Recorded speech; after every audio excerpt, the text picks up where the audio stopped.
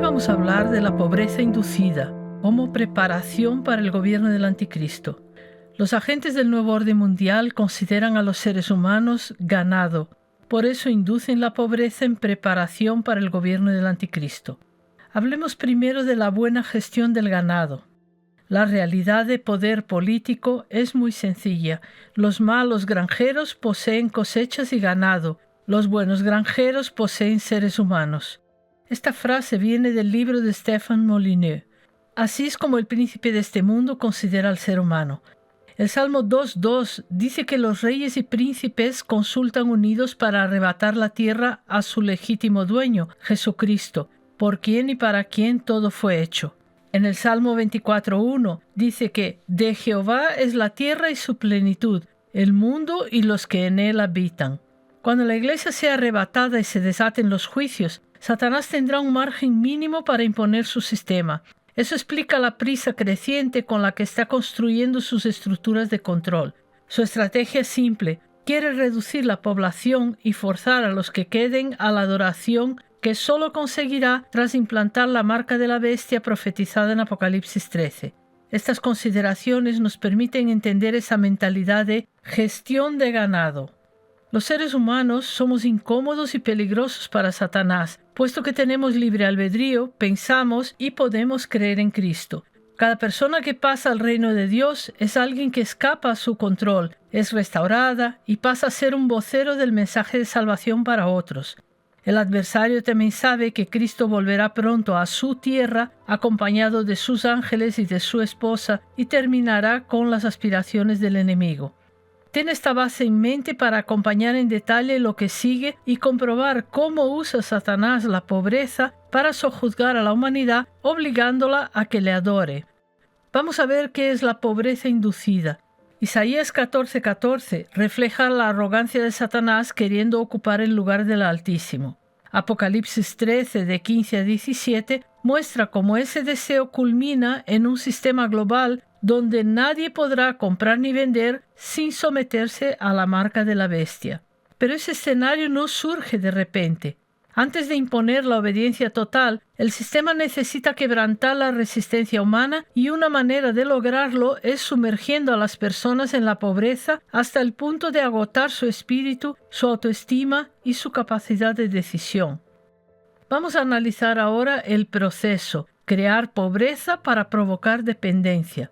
El empobrecimiento no es accidental, se provoca por múltiples vías.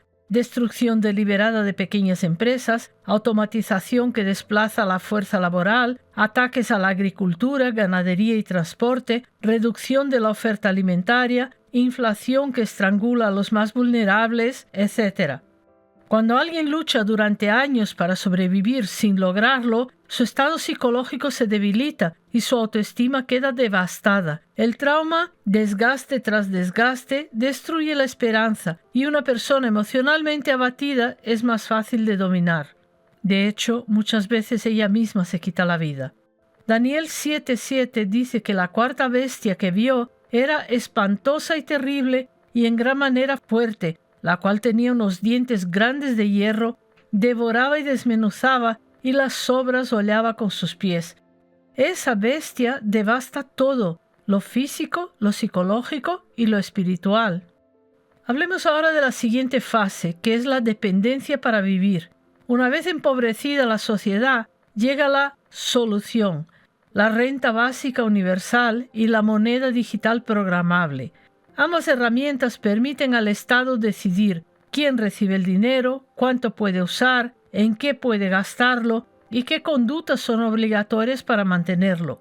Esto abre la puerta al chantaje gubernamental. Si alguien rechaza una orden como someterse a un tratamiento médico forzado, puede perder instantáneamente sus ingresos, su acceso financiero y con ello su libertad.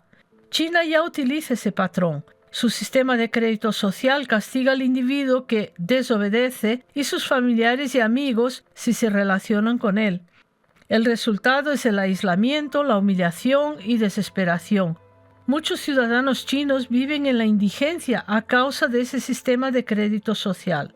Lo que se vio durante los confinamientos, suicidios, gritos desde balcones, desesperación total, es solo un anticipo del sistema global anunciado por Apocalipsis.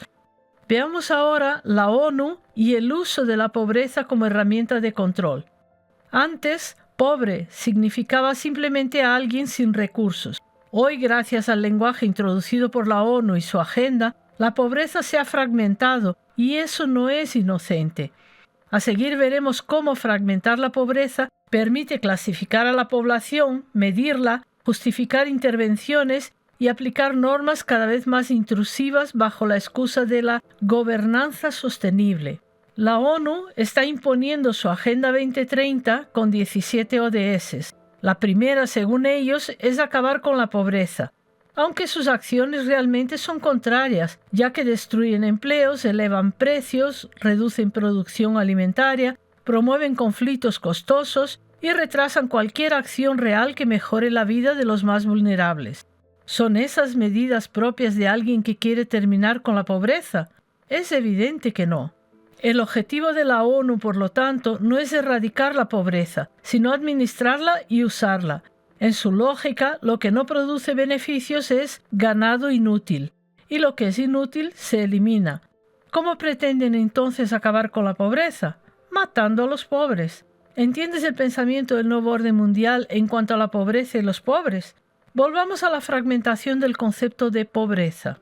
Acordémonos de la estrategia de divide y vencerás. Satanás no crea, solo limita y distorsiona. Él conoce la conducta humana y lleva manipulando al hombre hace 6.000 años. Sabe que una de las herramientas más poderosas para destruir a la sociedad es dividirla. En el caso que analizamos, se fragmenta el concepto de pobreza para ocultar los fines que hay detrás de cada clasificación. Hoy día, básicamente la ONU va adelante con 3 bloques de pobreza. Cada categoría que vamos a mencionar es gestionada por un segmento de la ONU, ya que cada uno de sus agentes se encarga de distintas tareas en la gestión del ganado. Veamos primero la pobreza material.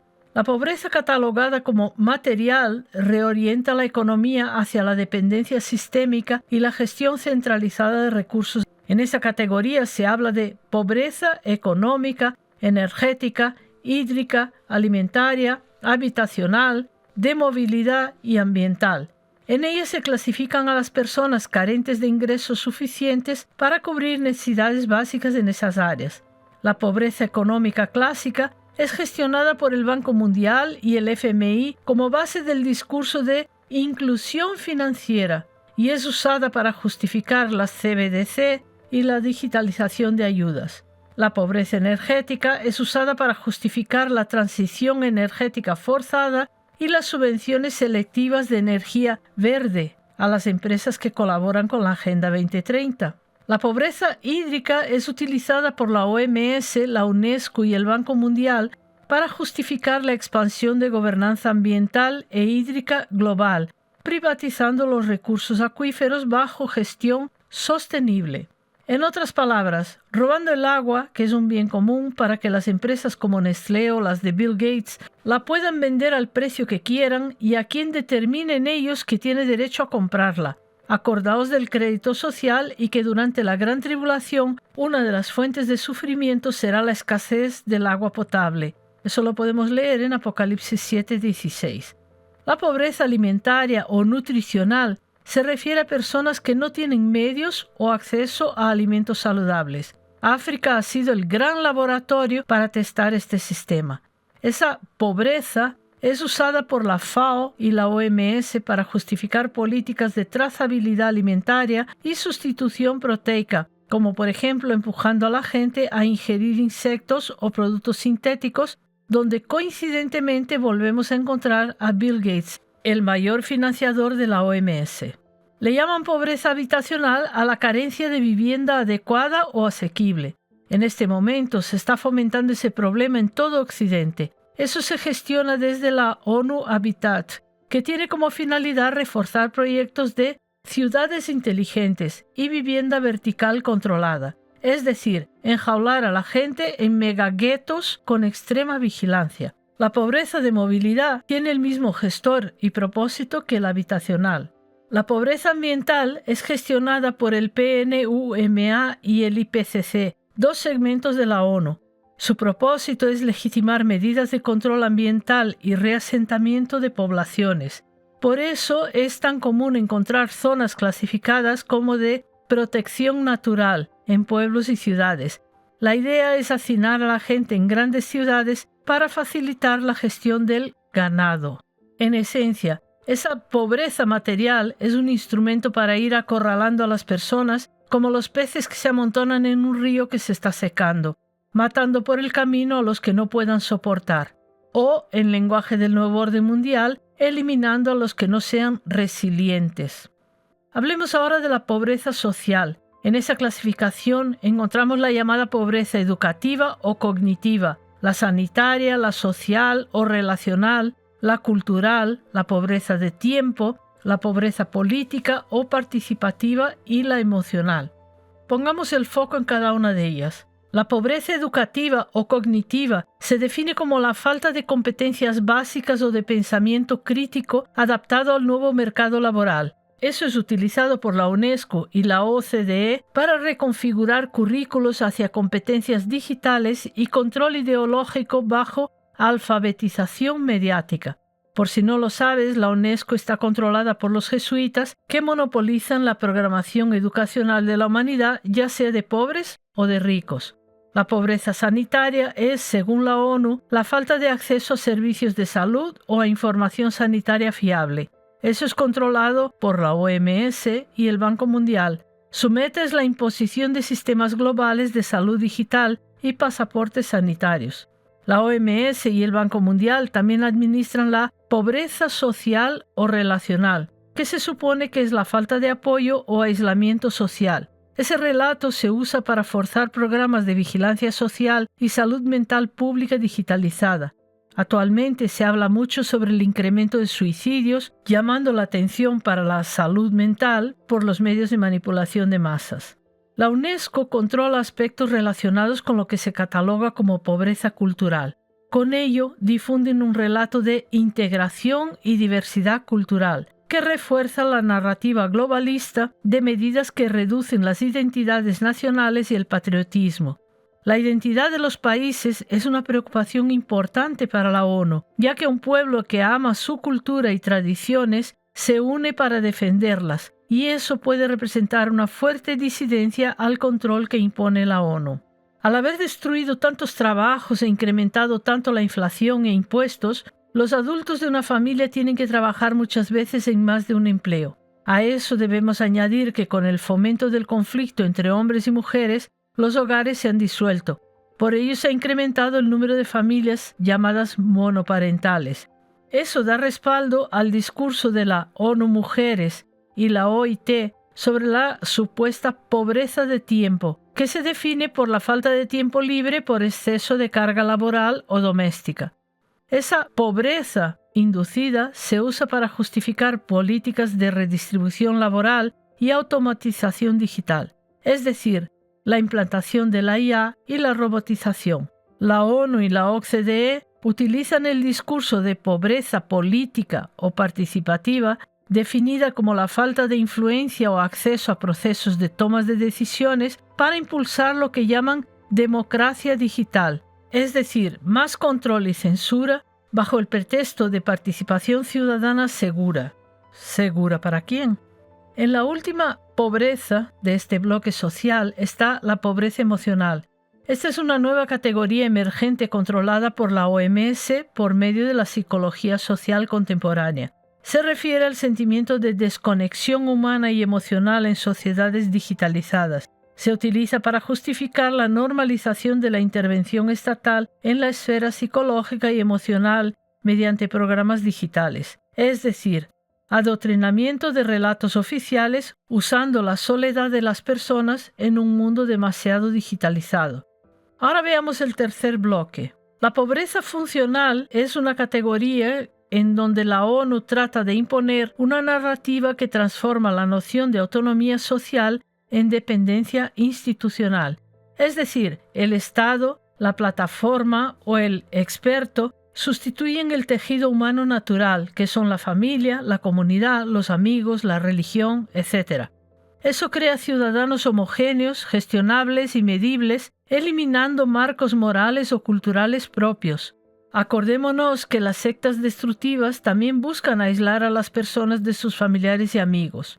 Con ello se refuerza la idea de protección del individuo vulnerable como justificación para ampliar la intervención pública y el control psicológico o ideológico, una excusa para invadir el pensamiento y criterio de las víctimas del sistema. Un ejemplo práctico son las plataformas de salud mental pública digital o educación inclusiva, que estandarizan valores y conductas a escala global. Para cerrar, hablaremos de una herramienta más cuyo relato se ha impuesto desde la ONU recientemente y veremos cómo está todo anunciado en la profecía bíblica. Esto es un jaque mate a la humanidad. El paso final es la llamada pobreza digital sistémica, impulsada tras pactos recientes en foros globales. Bajo esta narrativa de pobreza digital sistémica, se redefine a la ciudadanía como nodo de una red digital bajo identidad y trazabilidad constante. En un vídeo que lanzaremos en breve, ahondaremos en ese marco de control de la gobernanza global por medio de las redes sociales. La definición pobreza digital sistémica enmarca la pobreza digital de identidad o inclusión tecnológica implícita, pobreza informativa o brecha cognitiva en redes de pobreza de acceso financiero que se detecta por la falta de cuenta o cartera digital. La finalidad de este relato, de esta pobreza digital sistémica, es integrar a todos los individuos en una infraestructura de identidad digital global. Ahí vas a oír hablar de ID 4D, que es el Plan Global de Identificación llevado por el Banco Mundial, las CBDCs, que es una gestión digital de fondos para control, los pasaportes sanitarios, que servirán para impedir el acceso a la sociedad de quienes no se sometan a los mandatos de la ONU y la OMS, educación digital, etc. La otra finalidad de este relato es crear una dependencia total de plataformas para ejercer derechos, trabajar o acceder a servicios. Igualmente, con este relato se busca legitimar la intervención de entidades supranacionales, la ONU, el FMI, el Foro Económico Mundial, el BIS, bajo el recurso de inclusión y equidad digital. Un ejemplo práctico de la imposición de este aspecto de control es la negación de ciertos servicios, tales como subsidios, viajes, formación, sanidad, etc., a quienes no posean identidad o billetera digital vinculada a un sistema de validación único. El que no entra, queda fuera. El que queda fuera, queda incapacitado para vivir. Lo que anuncia la Biblia cuando dice que el que no acepte la marca de la bestia no podrá comprar ni vender y será perseguido y exterminado por el gobierno único mundial. Veamos ahora una conclusión profética, de la economía a la biopolítica. En el marco de la gobernanza digital, todas estas formas de pobreza funcionan como un instrumento de segmentación y control, traduciendo la desigualdad social en métricas técnicas que legitiman intervención y vigilancia globalizadas. El concepto se ha desplazado de la idea de falta de recursos materiales a la de falta de integración en sistemas digitales y normativos. Para ponerlo más claro aún, el pobre no tendrá oportunidad de esforzarse y salir de la pobreza, porque estará catalogado en algunos de estos relatos y si no se somete a la tecnocracia del gobierno de la bestia, será excluido para siempre de la sociedad y su destino será luchar cada día por un pedazo de pan viejo o un poco de agua potable. Los propios impulsores de esta devastación planetaria muestran esto en sus películas a las que se les llama catastrofistas y no se les da la importancia que tienen en el relato satánico. Ahora presta atención, porque lo que sigue es importante. En conjunto, el término pobreza ha mutado desde la economía hacia la biopolítica digital, donde el empobrecimiento ya no significa carencia material, sino exclusión del sistema de control. El pobre del futuro no será el que no tiene pan, sino el que no está dentro de la red digital de control. Lo repito porque esto es importante. El pobre del futuro no será el que no tiene pan, sino el que no está dentro de la red digital de control. En otras palabras, el ganado ya está bastante controlado y se encamina rápidamente al exterminio del sobrante que no produce beneficio a los ganaderos y son empobrecidos como arma psicológica para dominar a los que queden. Así es como piensan Satanás y sus siervos sobre el ser humano. ¿Está esto corroborado en la Biblia? Claro que sí. En un vídeo anterior vimos las consecuencias de aquellos que han elegido a Barrabás el asesino en vez de a Cristo el Redentor. Te recomiendo que lo busques y lo veas. En Isaías 14:17 leemos que Satanás nunca abre la cárcel a sus cautivos. El mundo se dirige hacia el cumplimiento de la profecía de Apocalipsis 18, donde los mercaderes, los ganaderos del sistema, comercian entre otras cosas con esclavos y almas de hombres. Este es el espíritu del sistema que prepara la llegada del anticristo. ¿Debe un hijo de Dios temer a este sistema? Jamás. Juan dijo, aludiendo a Jesús, que mayor es el que está en vosotros que el que está en el mundo. Conocer los esquemas de engaño del enemigo permite esquivar sus trampas y alertar a otros. Eso es ejercer nuestro papel de ser sal y luz en un mundo cada vez más inmerso en confusión. El mayor problema del ser humano es el pecado, y no falta mucho para que toda la tierra sea destruida por el juicio sobre el pecado. Dios dio la profecía para que el hombre entienda esto y se arrepienta antes que ocurra.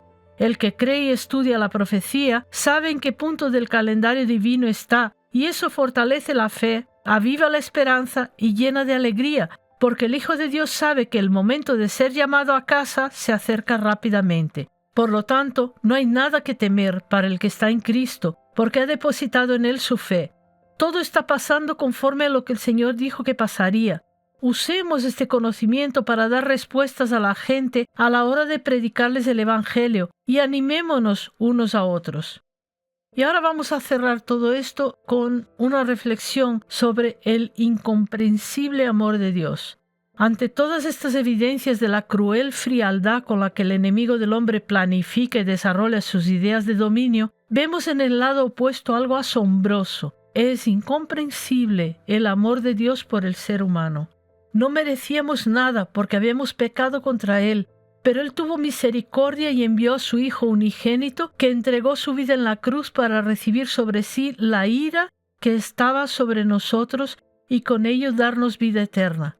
Cuanto más conocemos la crueldad del enemigo, más nos debería impresionar la obra de Cristo en la cruz, ya que en ella el Padre entregó lo único que a Él le costaba todo, su Hijo amado. Personalmente considero que la eternidad será demasiado corta para manifestar nuestro amor y gratitud a Cristo por habernos salvado y hecho hijos de Dios.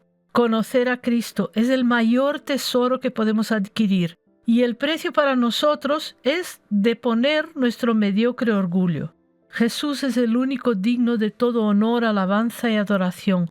Por eso dice Pablo que Dios también le exaltó hasta lo sumo, y le dio un nombre que es sobre todo nombre, para que en el nombre de Jesús se doble toda rodilla de los que están en los cielos y en la tierra y debajo de la tierra, y toda lengua confiese que Jesucristo es el Señor, para gloria de Dios Padre. Como verás en nuestros canales, no promocionamos personas, ministerios, denominaciones, ni cobramos por nuestro trabajo. La idea es que, quien reciba el material, se centre en el mensaje, sin importar el mensajero. Apuntamos todo el tiempo a Cristo, porque solo Él puede redimir al hombre.